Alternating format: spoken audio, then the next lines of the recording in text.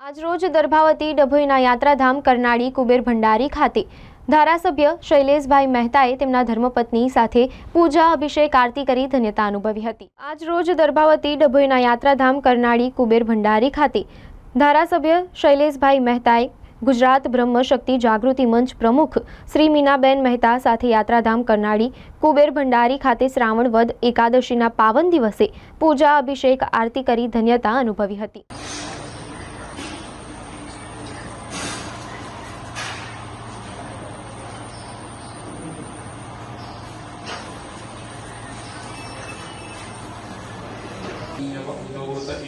नमः बाहुभ्यामुदते नमः या तीर्थशिवातनूरघोरापापदायिनी अयानस्तन्वाशन्तमया गिरिशन्ताविजातशीः।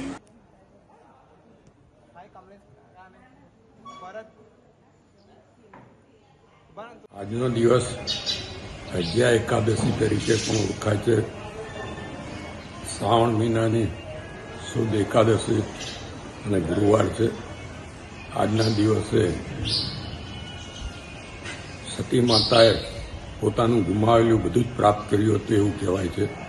ત્યારે આજના દિવસે કુબેર દાદાની પૂજા આરાધના કરી છે, આરતી કરી છે અને દાદા પાસે જે અતિવૃષ્ટિ સર્જાઈ રહી છે એમાં કોઈ નાગરિકોને તકલીફ ના પડે અને કોઈને નુકસાન ના થાય એવી પ્રાર્થના કરી છે।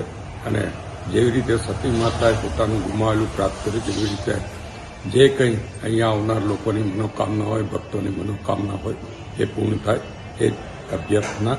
જય